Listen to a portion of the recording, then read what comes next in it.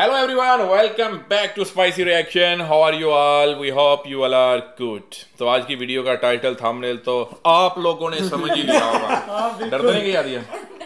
डर गई हो? थप्पड़ आने लगा। तो आप लोगों ने समझ ही लिया है और आपको पता लग गया होगा, चूंकि हम सभी क्रिकेट के बहुत फैन हैं, क्रिकेट को प्यार करते हैं और देखते हैं शौक से। तो इंडिया जो है वो क्रिकेट का बादशाह कैसे बना, ठीक है, आज की वीडियो ये बीसीसीआई जो है वो क्रिकेट का बादशाह जो है वो कैसे बनी और इसके बारे में पूरी केस स्टडी है बीसीसीआई के बारे में। तो चले पहले वीडियो देख लेते हैं और फिर बाद में देखते हैं कि भाई इसमें क्या कुछ है इस वीडियो में। 19 नवंबर 2023 वर्ल्ड कप फाइनल की इस रात को कौन भूल सकता है। हमारा सबका सपना था कि 1983 में जो कपिल देव ने किया और 2011 में जो धोनी ने किया, जो सचिन को शानदार विदाई दी, वैसा ही हाल 2023 में भी हो। लेकिन शायद भगवान को कुछ और ही मंजूर था। हर बड़ा छोटा बच्चा बूढ़ा आप मैं सब उदास है और ये गम सालों तक हमें सताएगा। लेकिन आज एक बहुत बढ़िया चीज आपको मैं बताने वाला हूँ। उस दिन शायद हम क्रिकेट का एक मैच जरूर हार गए हों, लेकिन क्रिकेट की दुनिया में हमने ऐसा मैच जीत लिया है कि हमें आने वाले कई वर्षों तक कोई हरा नहीं पाएगा। 83 से लेकर 2023 में क्या फर्क आया आपको कुछ घटनाओं से समझते हैं। 1983 में जो वर्ल्ड कप जीता था कपिल देव जी ने, उस टीम को सम्मान देने के लिए, गिफ्ट देने के लिए भारतीय क्रिकेट बोर्ड के पास कोई पैसा नहीं था। उनके पैसे जुटाने के लिए हमारी स्वर कोकिला लता मंगेशकर जी को एक कॉन्सर्ट ऑर्गेनाइज करना पड़ा था और उसके पैसों से जाके उनका सम्मान हो पाया था। 1983 में इंग्लैंड क्रिकेट बोर्ड ने भारत को 2 एक्स्ट्रा टिकट देने से मना कर दिया था और आज 2023 में भारत करोड़ों रुपए के टिकट बेच रहा है। एक मैच की टिकट 1-1 लाख की जा रही है तो भी लोग ले रहे हैं। और बीसीसीआई जहां खड़ा है उसमें धीरूभाई अंबानी को बहुत बड़ा आता है। अब फिर बोलेंगे राहुल जी यहाँ पे भी आप मोटा भाई को लिया। नहीं सर, ये मोटा भाई के पिताजी आए यहाँ पे और वो आते हैं तो काम बड़े होते हैं। बीसीसीआई करोड़ों रुपए कमाता है पर टैक्स नहीं देता है। क्यों? बीसीसीआई 1983 में इतना गरीब क्यों था और अगर इतना अमीर अभी बना है तो रास्ते में ऐसा क्या घट गया भाई साहब? ये बीसीसीआई या भारतीय क्रिकेट कंट्रोल बोर्ड कहां से पैसे कमाता है? पैसे कमाने के तरीके क्या क्या है? आईसीसी जो क्रिकेटिंग दुनिया की शीर्ष अथॉरिटी है वो भी बीसीसीआई से डरती है। क्यों? कोई भी ऐसा क्रिकेट बोर्ड नहीं है जो भारत के खिलाफ कुछ बोल जाए। क्रिकेट की दुनिया में भारत की आवाज के बिना एक पत्ता भी नहीं हिलता। ऐसा क्यों होता है? जब बड़े बड़े क्रिकेट बोर्ड की फाइनेंशियल हालत खराब हो जाती है तो बीसीसीआई के आगे हाथ क्यों जोड़ते हैं? आपने आज तक इस चैनल पे बहुत सारी कंपनी की केस स्टडी सुनी है, ब्रांड की सुनी है, बिजनेसमैन की सुनी है। आज सुनिए हमारे फेवरेट खेल को जो चलाने वाली संस्था बीसीसीआई, भारतीय क्रिकेट कंट्रोल बोर्ड के जीरो से हीरो बनने की कहानी। ये कहानी बताती है never ever mess with Bharat, क्योंकि अगर भारत की हट गई ना वो सबको हटा देगा। जनता जनार्दन की जय बोल के करते हैं वीडियो की शुरुआत।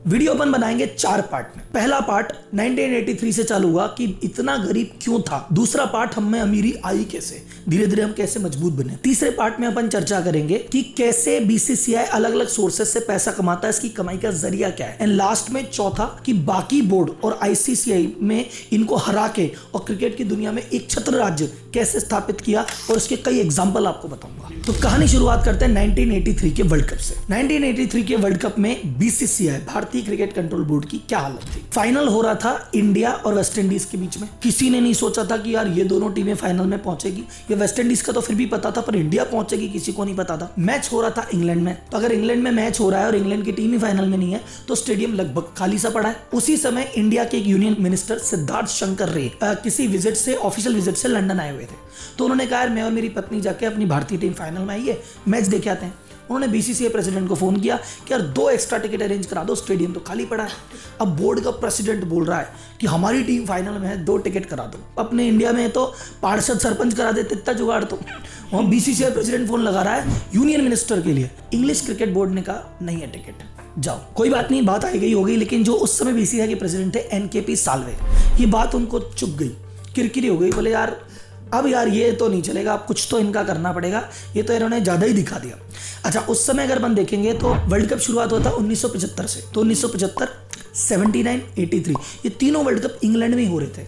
उन्होंने कहा इंग्लैंड में वर्ल्ड कप हो रहा है, इसको इसी बात का घमंड है, पहली बार तो वर्ल्ड कप इंग्लैंड से बाहर लेके जाएंगे। अच्छा, दूसरी चीज एक आप कह सकते हैं कि सर उस समय भारत ने विरोध क्यों नहीं किया, एनकेपी ऐसे नहीं कर देते, वैसे नहीं कर देते। उस समय सर हमारे बजट की आपको हालत बताता हूँ, बीसीसीआई चल रहा था लॉस में। हमारे खिलाड़ियों को, कपिल देव जो भाई साहब उस लेवल पे परफॉर्मर है, उनकी जो सैलरी थी वो थी 1500 रुपए पर मैच और उनको 200 रुपए डेली अलाउंस मिलता। जो अपने खिलाड़ियों को ये देता हूँ तो सोचो क्या बजट होगा और क्या विरोध करेगा। 1983 में जब वर्ल्ड कप जीत के खिलाड़ी आए तो बोर्ड ने कहा खिलाड़ी जीत के तो आ गए फिर इनको इनाम देने के लिए, इनका सम्मान करने के लिए कुछ है ही नहीं। फिर लता मंगेशकर जी बीच में आई।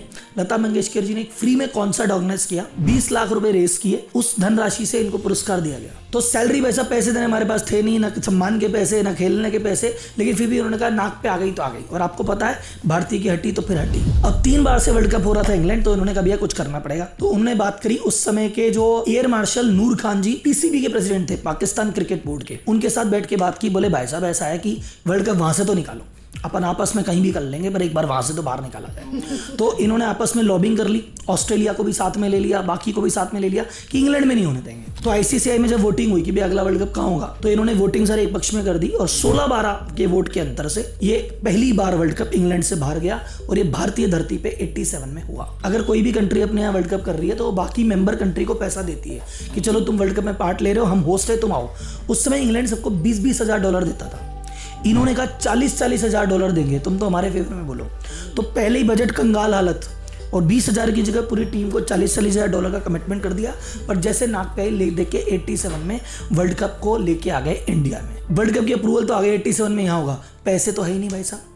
इनको 40-40 हज़ार डॉलर देने एक टीम को, फिर मैच की व्यवस्था करनी है, ट्रैवलिंग की व्यवस्था करनी है, फूड की करनी है, होटल की करनी है, करे तो करे क्या, जाए तो जाए कहाँ। इस पूरे वर्ल्ड कप के आयोजन के लिए उस समय इनको पैसे की आवश्यकता थी 20 करोड़ रुपए की। और स्पॉन्सरशिप की जब बात गई तो स्पॉन्सरशिप से टोटल आए 38 लाख रुपए। अब 20 करोड़ की जरूरत है, 38 लाख आए, तो बाकी पैसे कहाँ से आए। तो प्रेसिडेंट साहब गए, उन्होंने गवर्नमेंट से हेल्प मांगी। उस समय राजीव गांधी जी ने लगभग 4 करोड़ रुपए की इनको सहायता की, लेकिन 4 करोड़ से भी होना कुछ नहीं था।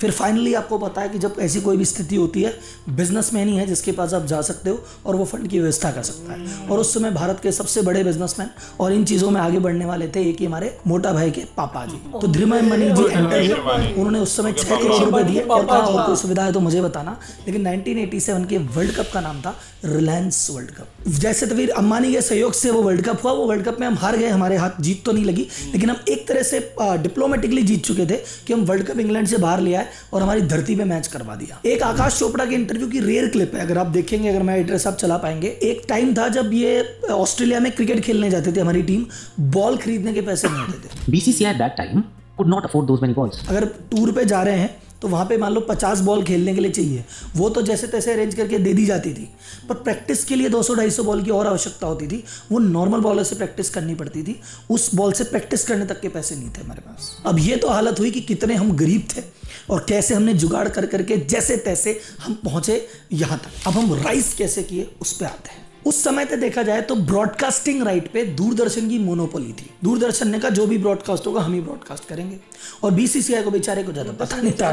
बीसीसीआई ने बकायदा हर मैच के प्रसारण के 5 लाख रुपए बीसीसीआई दूरदर्शन को देता था कि हम मैच कर रहे हैं, प्लीज दिखा दो। फिर एक टर्निंग पॉइंट आया, जैसे एनकेपी साल्वे जी ने एग्जाम किया था, टर्निंग पॉइंट आया, आपने नाम सुना होगा शायद, जो पुराने क्रिकेट से चले हैं, जगमोहन। कैसी बात है कि बीसीसीआई पैसे देता था ब्रॉडकास्टर्स को कि ये लो दूरदर्शन के ये इतने पैसे लो और हमारा मैच दिखा दो। और आज चैनल्स तरसते हैं, अरबों डॉलर ऐसे जाता है कि करोड़ों डॉलर जो है वो बोली लगती है ब्रॉडकास्टिंग राइट्स लेने के। मोहन डालमिया जी वो बने बीसीसीआई के प्रेसिडेंट। उन्होंने कहा ये बात तो गड़बड़ है, तो उन्होंने बकायदा कोर्ट में जाके इसके खिलाफ केस लड़ा कि जो ब्रॉडकास्टिंग के जो राइट है ना, दूरदर्शन के थोड़ी है, तो हम क्रिकेट करा रहे हैं, हम कराएंगे, ये राइट तो हमारे। कोर्ट केस हुआ, बकायदा कोर्ट केस जीते, और फिर बीसीसीआई को मिला कि चलो ब्रॉडकास्टिंग राइट तुम्हारे हैं, ये पैसा तुम्हारे हाथ में आएगा। अच्छा, उस समय तक इंटरेस्टिंग बात यह कि देखो 91 से पहले का पीरियड था, तो भारत में बहुत ज्यादा कमर्शलाइजेशन नहीं था, टीवी नहीं थे, कुछ भी नहीं था। तो उस समय इनको पता नहीं था कि हमारे पास कितनी खतरनाक वैल्यू है। पर 91 में जाके जब लिबरलाइजेशन हुआ और बाकी बाजार खुला और बाकी कंपनियां आने लगी, तब इनको अपनी असली औकात समझ में आई। साउथ अफ्रीका टीम इंडिया में आई दौरा करने, और इंडिया साउथ अफ्रीका का मैच हुआ। तब साउथ अफ्रीका की टीम के प्रशासन ने बीसीसीआई से पूछा ब्रॉडकास्टिंग राइट के कितने पैसे देने हैं। अब बीसीसीआई से सर को जा रहा है कि देने हैं हम तो खुद ही पैसे देते हैं, आप कह रहे हो कि तो आप हमको पैसे दोगे। बोले हाँ सब देते तो हैं, आप क्या लेते नहीं क्या। तो उनको तब पता पड़ा कि बस हमारे पास तो इतना बड़ा हथियार पड़ा है इस चीज की जिसके हम पैसे देते थे, दिखाने के 5 लाख, बल्कि हमको तो पैसे लेने चाहिए इस बात के। और पहली बार ब्रॉडकास्टिंग राइट का पैसा उस साउथ अफ्रीका वाले मैच में इनके हाथ में आया। फिर 1993 में 1993 में इंग्लैंड के खिलाफ एक मैच हुआ। उस समय $6 लाख इन्होंने ब्रॉडकास्टिंग फीस के लिए, जो लगभग उस समय के 2 करोड़ रुपए होते थे। तो तब जाके बीसीसीआई को लगा कि अपने पास भी कमाई का एक जरिया है। उसके बाद धीरे धीरे करते करते स्पॉन्सरशिप कमाते कमाते 2006-07 तक इन्होंने 650 करोड़ से ज़्यादा कमा लिए थे।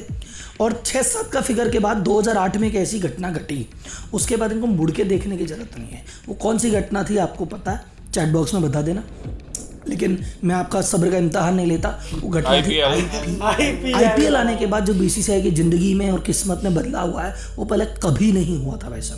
अब आईपीएल को चाहे कोई लाख गाली दे या कुछ भी करे, लेकिन आईपीएल बीसीसीआई के लिए तो चमकता सितारा है, इसी ने इसको बेताज बादशाह बनाया है। अब आता चैप्टर 30, सबसे मोस्ट इंपॉर्टेंट चीज। यहाँ पे अगर आप गेम को समझ गए तो फिर आपको 4 भी इजी हो जाएगा। कैसे कैसे कमाते हैं उसके तरीके सुन लेते हैं। सबसे पहला तरीका होता है ब्रॉडकास्टिंग राइट बेच के पैसे कमाना। ब्रॉडकास्टिंग राइट का मतलब होता है कि भैया किस चैनल को या किस ओटीटी प्लेटफॉर्म को राइट है इस मैच का प्रसारण करने में। तो बीसीसीआई ब्रॉडकास्टिंग राइट बेचता है एक कंपनी को, एक प्लेटफॉर्म को, जो उसका प्रसारण करेगी, और वो प्रसारण करने वाली कंपनी ऐड खरीदती है। बीसीसीआई को हमेशा ज्यादा पैसे मिलते हैं बाकी किसी बोर्ड के कंपैरिजन में, क्योंकि सबको पता है कि जिस मैच में इंडिया खेलेगी वहां पे 5-10 करोड़ लोगों की व्यूइंग आना नॉर्मल बात है। और जहां 5-10 करोड़ लोग मैच देख रहे होंगे वहां पे कंपनियां बड़े बड़े एडवर्टाइजमेंट के पैसे देगी। जो अभी आपने आईपीएल के दौरान देखा कि यार 10 सेकंड के ऐड के 19 लाख रुपए रेट चल रही थी, फाइनल की रेट 10 सेकंड की 25 लाख रुपए तक चली जाती है। इंडिया पाकिस्तान मैच होता है उसकी 10 सेकंड की रेट 30 लाख तक चली जाती है। तो ये कैसे जाती है कि उनको पता है इतने लोग देखने वाले हैं, तो वो 10 सेकंड के 30 लाख भी जनता देती है। अब ऐसा किसी और बोर्ड में पॉसिबल नहीं है। आप समझो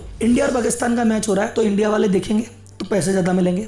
अगर मैच हो रहा है पाकिस्तान और बांग्लादेश का तो देखने वाली संख्या इतनी सी रहेगी, तो जो उस मैच को ब्रॉडकास्ट करेगा बहुत सस्ते रेट में बेचेगा। बीसीसीआई का जो सीक्रेट ब्रह्मास्त्र है वो ये है, हमारे भारत की क्रिकेट लविंग जनता यानी आप यानी मैं, कि अपन लोग जब तक मैच देखते रहेंगे बीसीसीआई के पास पैसे आते रहेंगे। और इसी चक्कर में जब किसी भी बोर्ड की हालत खस्ता हो जाती है, मान लो ऑस्ट्रेलिया बोर्ड है जिसके रहा भैया पैसे ही नहीं बचे, नुकसान हो रहा है, मोटे पैसे कमाने, कैसे कमाएं, बोले यार इंडिया से मैच कर लो, इंडिया से 5 मैच की सीरीज कर लेंगे, उसके बहुत मोटे ब्रॉडकास्टिंग राइट बिकेंगे, उसमें से भैया आधा हमको मिलेगा, हमारी फाइनेंशियल हालत सुधर जाएगी। ऑस्ट्रेलिया की हालत खराब है, वो कह रहा है मैं श्रीलंका से मैच कर लेता हूँ, वो श्रीलंका से मैच कर लेगा तो क्या ही तो राइट बिकेंगे, क्या ही पैसे मिलेंगे।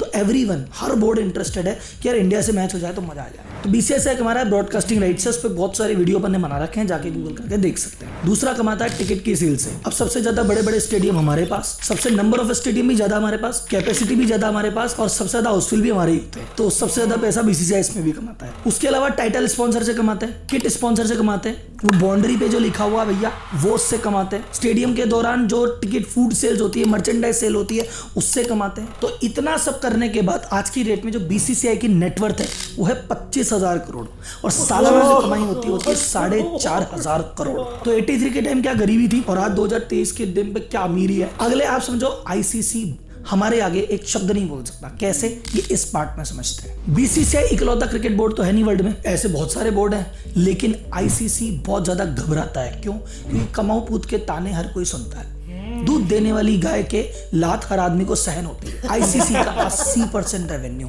इंडिया से आता है। तो हमारा बोर्ड सबसे ज्यादा कमाता है, क्लियर। हमारे खिलाड़ी भी सबसे ज्यादा कमाते हैं। टॉप 10 खिलाड़ी की लिस्ट जब भी आएगी क्रिकेट की, उसमें 10 में से 7-8 इंडिया के ही होंगे। किसी भी टीम की हालत पतली हो जाए, जैसे मैंने भी आपको समझाया, वो इंग्लैंड क्रिकेट बोर्ड जो एक जमाने में हमको 2 टिकट के लिए तरसा रहा था, जब उसकी फाइनेंशियल हालत खस्ता हो जाती है तो साल में 1-2 बार बीसीसीआई के हाथ जरूर उड़ता है कि भाई साहब प्लीज यार एक मैच करा दो ताकि थोड़ी बहुत बैलेंस शीट सुधर जाए। हमारा दबदबा क्या है, आपको दबदबा बताता हूँ। 2008 में डीआरएस का रूल आया, जितनी भी बोर्ड थे सबने सहमति दे दी, हाँ डीआरएस लगाएंगे, डीआरएस लगाएंगे। बीसीसीआई ने ऑब्जेक्शन कर दिया, नहीं जी हमको नहीं समझ आ रहा, डीआरएस डायरेक्ट नहीं लगा सकते, जो कैप्टन है वो डिसाइड करेगा। सब बोर्ड एग्री थे एक तरफा, लेकिन बीसीसीआई ने ऑब्जेक्शन डाल दिया।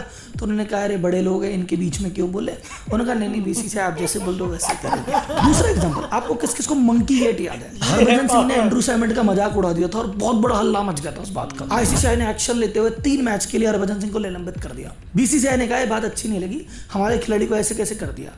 आईसीसीआई बैकफुट पे आया, कहा कोई निलंबन नहीं है, छोटी सी पेनल्टी लगा के कहा खेलो आप। तो तीसरी डोमिनेंस, आपको याद है एक जमाने में काला सा एम्पायर था स्टीव बकनर, हमारे सचिन को कई बार नॉट आउट को आउट किया, याद है? हमारे बीसीसीआई ने शिकायत की है हमको ठीक नहीं है, बंदा हमारे लिए बायस्ड आदमी है, उसको एम्पायर के पैनल से हटा दिया है। कोरोना काल चल रहा था, हर चीज के लिए मनाही थी कि भैया कोई मैच नहीं, कुछ भी नहीं। बीसीसीआई ने कहा हम करा लें आईपीएल, आईसीसी ने कहा तुम तो करा लो, तुम बड़े लोग तुम्हें करो। और जब आईपीएल होता है उस समय आईसीसी कोई बड़ा टूर्नामेंट रखता ही नहीं, हमारे अलग से विंडो दे रखी कि 2 महीने माई बाप आपके, हम 10 महीने में कर लेंगे हमारा जो कुछ करना है। यह है डोमिनेंस। ये दबदबा हमको अब मिल रहा है जब हम मेंस क्रिकेट में राजा हैं और अब धीरे धीरे अगर आप देख रहे हैं पिछले 2-3 सालों से वुमेन्स क्रिकेट को भी धीरे धीरे बीसीसीआई मजबूत कर रहा है। और अगर वहां भी धीरे धीरे हम राजा हो गए तो अगले 20-25 साल तक तो मेंस क्रिकेट ही इतना डोमिनेंट है कि कुछ होने नहीं देगा। और वुमेन्स भी आ गया ना तो अगले 50 साल तक क्रिकेट में जो हमने कह दिया ना वही चलेगा, हमारा खोटा सिक्का भी चलेगा। मैच की जो हार का गम है देखो वो तो कभी जाएगा ही नहीं, वो तो अभी भी सपने में आ जाता है कि यार उस दिन कुछ और हो जाता है, एक विकेट और ले लेता, लेकिन कोई नहीं सर, जब जब वो गम आए ये स्टोरी याद रखना कि एक मैच हारे जीते उसमें क्या है, क्रिकेट तो हमने वैसे ही जीत लिया है। अरे जाते जाते एक बात तो एक आंसर जो आपको मैंने शुरुआत में अप्रोच किया था, बीसीसीआई टैक्स क्यों नहीं देता? बीसीसीआई एज अ ट्रस्ट बनाता कि भैया हम तो एक ट्रस्ट है जो क्रिकेट को प्रमोट करेगी, तो एज अ ट्रस्ट बना हुआ था और आज भी इसका लीगल स्टेटस ट्रस्ट ही है। इसलिए बीसीसीआई कितने भी कमाई कर ले वो ₹1 भी टैक्स नहीं देता बाकी किसी भी क्रिकेट वाले पोर्शन पे। हाँ, आईपीएल वाले पोर्शन को इन्होंने कहा यह प्रमोशन नहीं है तो अलग ही चीज है, तो आईपीएल से जितनी भी इनकम होती है उस पर जरूर टैक्स इनको देना पड़ता है। बाकी उसके अलावा भी पूरे वर्ल्ड कप में जो जो कमाया ना वो सब टैक्स फ्री है भाई साहब। बीसीसीआई की इस मजबूती का एक ही राज है, आपका और मेरा क्रिकेट के प्रति प्यार। जब तक ये प्यार बना रहेगा हमारा डोमिनेंस बना रहेगा। तो क्रिकेटर से प्यार करते रहिए, क्रिकेट से प्यार करते रहिए, हमारा झंडा ऐसे ही बुलंद रहेगा। फिर पाकिस्तान हो या इंग्लैंड सबको धूल चटाएंगे। धन्यवाद, जय यार अच्छा, इट मींस के आप चैंपियंस ट्रॉफी खेलने पाकिस्तान नहीं आ रहे। ये तो उनको पता है ना, जैसे अगर इतना दबदबा ये तो फिर नहीं आ रहे भाई, आप नहीं आ रहे ना। और यही बात तो हम करते हैं कि भाईजान बीसीसी, और हमारे कुछ दोस्त जो है ना वो नाराज भी हो जाते हैं इसके ऊपर इंडिया से कि नहीं यार बीसीसीआई ऐसा तो नहीं है, आईसीसी के अपने रूल्स हैं, ये जो आईसीसी कहता है वैसे ही होता है। हम कहते हैं नहीं भाई, जो बीसीसीआई कहता है वो होता है। हाँ, तो अब आप खुद देख लें कि जो इंडियन एक्सपर्ट्स हैं वो भी इस बात को मान रहे हैं कि जो बीसीसीआई ने कहना है वही होना है, वही उसी का दबदबा रहना है और वही चीज होनी है। बनाया है ना 1982 में 2 टिकटें नहीं मिली, और 2 टिकटें नहीं मिली, लेकिन फिर देखिए कि फिर काम कौन आया, सारे मिलजुल कर सारे बोर्ड्स जो थे और उन्होंने उन्होंने पाकिस्तानी बोर्ड के पास कॉल की और बहुत क्लोज। और आप देखेंगे पाकिस्तान इंडिया की सीरीज हुआ करती थी हर साल और बहुत अच्छे ताल्लुकात, मतलब, लेकिन उसके बाद से एक जो बीच में गैप आ गया। लेकिन ये है कि बिल्कुल जो सबसे ज्यादा एडवर्टाइजमेंट का जो पैसा आप देखेंगे पाकिस्तान और इंडिया के मैच में होता है। वर्ल्ड कप के फाइनल में भी उतना पैसा नहीं होता एड्स का 10 सेकंड का जो इंडिया और पाकिस्तान के मैच में होता है। तो यार कैसी बात है कि ब्रॉडकास्टिंग राइट्स, मतलब इतने सिंपल लोग और इतनी चीजें के तब बीसीसीआई को पता ही नहीं था भाई कि इसके पैसे उल्टा होते हैं ना, ये देते थे और ऐसे और सभी बोर्ड ऐसे करते होंगे, नॉट ओनली बीसीसीआई, सभी बोर्ड ऐसे करते होंगे, पैसे देते होंगे। अच्छा, मुझे वो वाली बात बड़ी अच्छी भाई तब ये था ना लिमिटेड से चैनल से, सिर्फ सीजन चल रहा था तो हर किसी ने मैच आईपीएल करवा, भाई हम आईपीएल करा ले। बड़े लोग करा लो आप लोग भाई। कितने एग्जांपल यूज किए। आईपीएल जब होता है ना 2 मंथ का, तब आईसीसी कोई बड़ा इवेंट रख ही नहीं सकता। उन्होंने 2 मंथ बीसीसीआई को दिए हैं कि ये 2 मंथ आपने कमाना है, हम बाकी 10 मंथ में अपना देख लेंगे।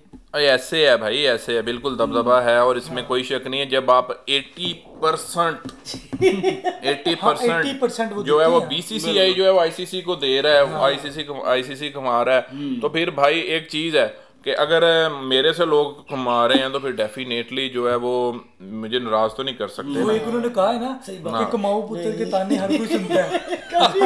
अच्छा यार, एक चीज ये है कि ऐसे ही उसका दबदबा होता है। हाँ, तो दबदबा बनाकर रखा हुआ है बीसीसीआई। एग्जांपल्स बहुत पसंद आए। ये अच्छी एग्जांपल, कमाओ पुत्र दे ताने हर कोई सुनता है। तो देने वाली माजदियां उसकी टांगे भी खानी पड़ती हैं। बिल्कुल, जो आपको गाय दूध दे रही है तो उसकी टांगे भी फिर आपको खानी पड़ती हैं। बिल्कुल।